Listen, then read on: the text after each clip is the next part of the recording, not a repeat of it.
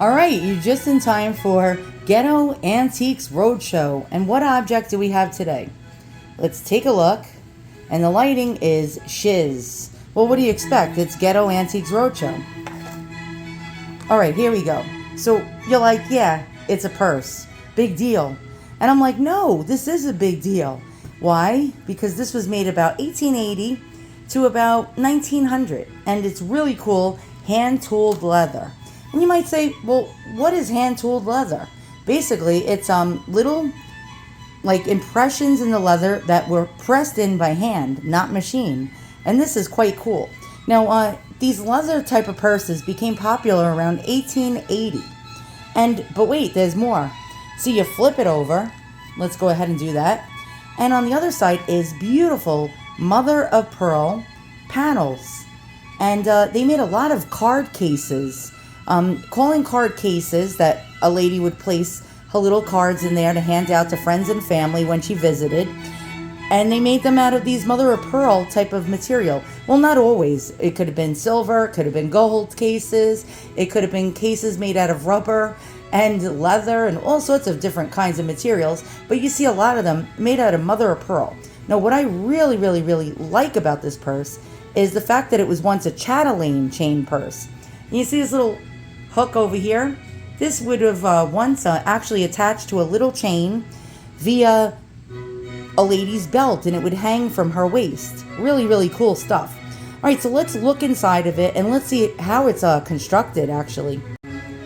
So what really, really, really excites me about some of the things made in the Victorian era is the genius of design. And you don't really think of anything advanced coming from the Victorian era, but trust me, these people had tricks up their sleeves. And so this is a flat purse, as you see here, right? It doesn't seem very big. It doesn't seem to hold very much. As you can see, pretty much fits in my two hands very easily. But here's genius design number one. Look at the opening on it. So it has these two little bally things on the top. And so if you go like this, and I'm going to do it wrong because it's on camera, and I'm pretty much a spaz. Hold on. And why won't it work now? Of course it won't work. Oh, shit. Sorry. There you go. Well, it is Ghetto Antiques Roadshow, and my thumb just went right through my hooker glove. It figures. All right, here we go. Let's try to get this sucker open. No bloopers. No shiz. No duh. And I'll be back. All right. Duh. I figured out how to open it. Basically, let's watch this mechanism in action, which is quite genius because even I could not be a pickpocket thief back then, as you can see. So you slide this little thing over, right? And this should pop open. Aha, there we go. But what's so genius about this? Now, let's try to get a focus on this stupid ass thing. Okay, look how it expands. It's an expandable purse. And this is actually now looking like a doctor's bag. Let's flip it and check it out. Look at that. It expands and it gets like 3 times the size. And but wait, they're multiplying. And now we have another purse from a different decade. This one made from the 1850s all the way to the 1870s. And I've showed you purses like this before, but this just arrived today. And is my thumb still popping out of my Ghetto gloves? Oh, for Christ's sakes. Okay, there we go. Yeah, I'm going to get struck down by a lightning bolt by the Lord for saying that. I'm so sorry. Okay, so this was made between the 1850s and 1870s. This one is French. This one is German. And this was once a souvenir purse. And so was this. If you look very closely, if my camera will cooperate, you'll see the word souvenir. And can we get in there? Do you even see it? Of course not, because my camera's shit. There we go. Souvenir. And so people traveling Europe on vacation would actually, and I'm trying to focus back, there we go, would travel to Europe and especially France and bring back a purse made out of mother of pearl like this. And oh shit, my hooker glove got stuck. And this sometimes would have been made out of mother of pearl and silver, sterling silver. But this particular one was the cheap man's souvenir purse and made out of some kind of steel or chrome that sort of rusted over the years, and that happens. Shiz happens, if you know what I mean. And this is quite a cool design. And so you'd open it up, and inside would be expandable, just like our purse over here. And so this purse just got like 3 times bigger. And we have several different compartments. Oh God, my thumb is sticking out again.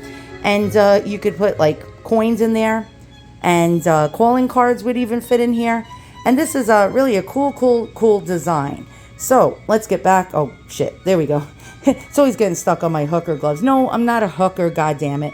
I am just a regular idiot who shows you shit that is useless to try to like maybe get some thumbs up some once in a while. Maybe you can do that. Yeah, maybe you can hit the thumbs up, the thumbs up button on my video. That would be quite cool. All right, so this purse was also a souvenir purse. If you look, what the hell was that?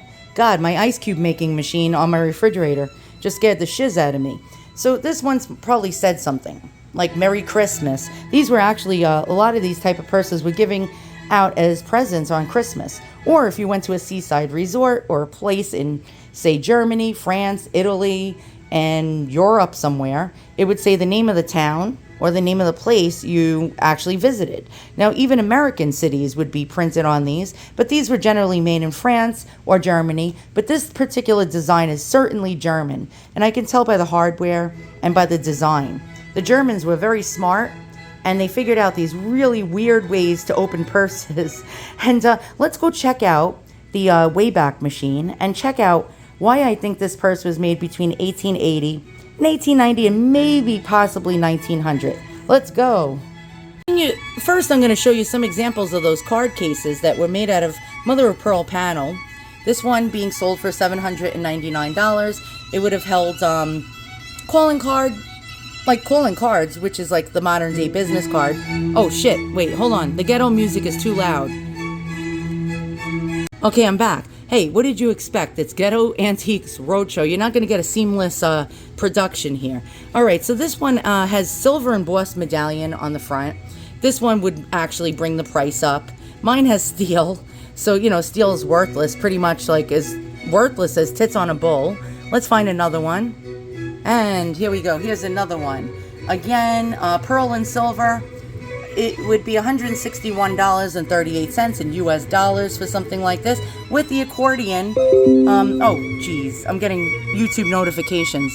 It's Ghetto Antiques Roadshow. What do you expect? Yeah, so this expandable interior, really quite cool, guys. All right, and next, hold on, let's get some more.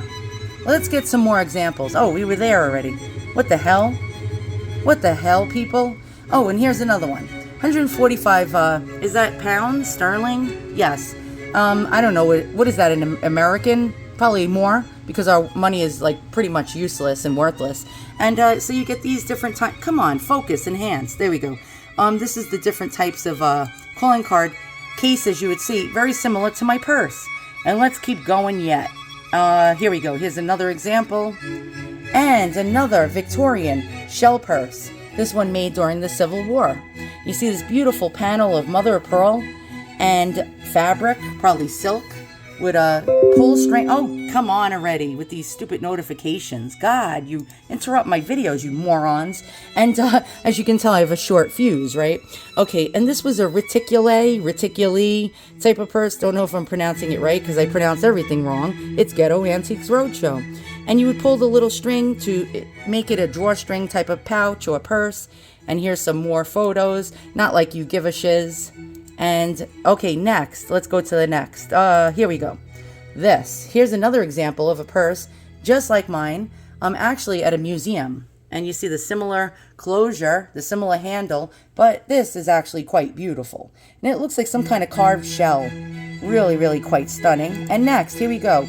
This one's at the Metropolitan Museum of Art, circa 1886. And you see that handle, a similar closure, and hand-tooled leather. Really, really quite awesome. And next, let's keep going. Somebody actually asked on some website what their purse was worth to some person, and here is an example. Well, it's not as good as mine, but this has a hunter closure. A guy with a rifle shooting some kind of animals. It looks like, I don't know, his hunting dog and a bird maybe, or a goat, or I have no clue. You tell me in the comments below. But inside, you can see, again, we got these expandable type of situations going on inside of there to make the purse hold a lot more. And if you see the words DRGM, it's German. It's a sort of symbol for that it's like under patent or being patented. Look at these cool closures on the top. We got Hunting Man and his little dog that looks sort of like a lamb. And this one's made out of like leather. All right, next we got this one. The Musée McCord Museum has a purse similar to mine, actually made out of fabric. And we have that weird wonky type of closure with the little ring that would have made this part of a chatelaine. But this one has an unusual chatelaine already attached to it. So it wasn't just a regular strap. This would have hooked into a lady's waistband and dangled from her waist. And do we have any more? Here we go. This is another thing, Unwritten Histories. And what's in my bag? 1890s edition. Let's keep going and keep going. We see these cool, nifty Victorian outfits. And there we go. There's that purse again. Circa 1880 to 1900. And it's in the McCord Museum. Really, really cool. And that's all.